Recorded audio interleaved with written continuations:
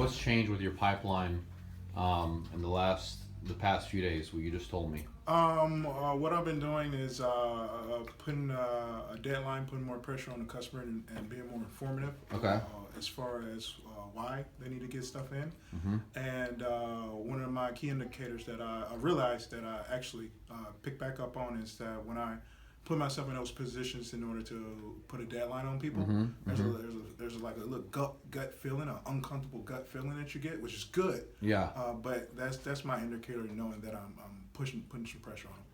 Right. Now, I mean, because you're telling them, look, I got to have this in within 3 days, otherwise this thing's going to expire. Yeah, and then they're gonna get a credit denial. Yeah. Yeah.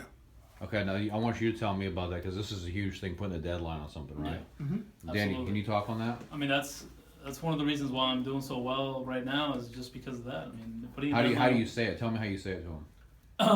What on the phone? It's like, hey, You're in you state. know, I know you're in yeah. state. Yeah, I mean. Yeah, I mean, on the phone, it's going to be like, you know, hey, we want to close by this certain date. In order to make this happen, I need to make sure that I'm doing what I need to. But the only way I can do what I need to do is if you can help me. And the way Right. you're going to help me is Right. by getting those documents in on time, and you know, making sure that I can do whatever I can to get this thing through and close in a timely manner.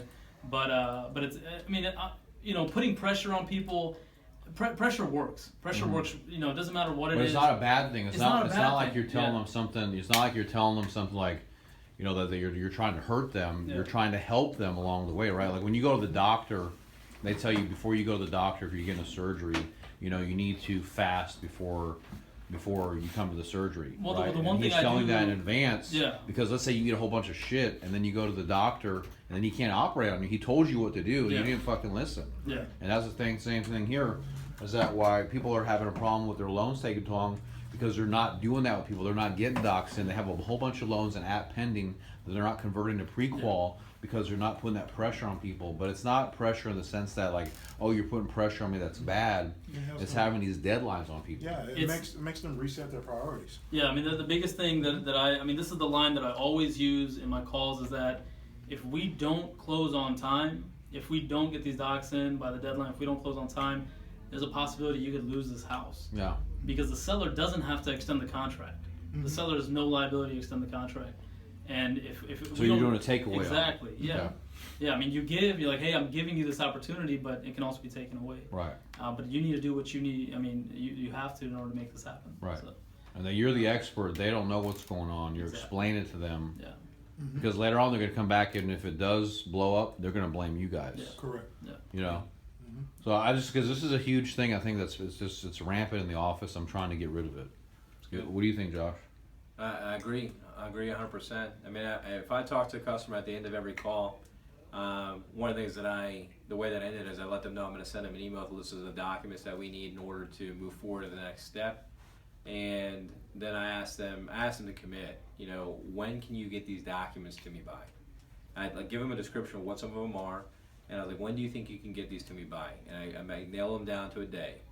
And then I make a note in my queue. This is the day that they told me, you know, that they're gonna, you know, follow up on, you know, Wednesday or whatever. So I'll hit them the day before, you know, to say, look, just checking in, making sure everything's okay. Then you get some guys that flake out and they don't honor that commitment, and they'll tell you, you know, I went with another lender, or they'll tell you, call me back in 2 weeks.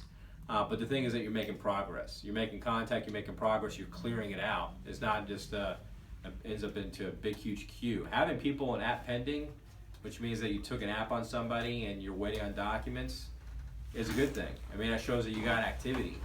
But you need to be moving that app pending. You can't just sit there as a big pile of customers. So that those need to be either you're gonna send in docs or you're not. And you can't get everyone to send in their docs. I mean, it's not gonna happen. But you're holding them to a date.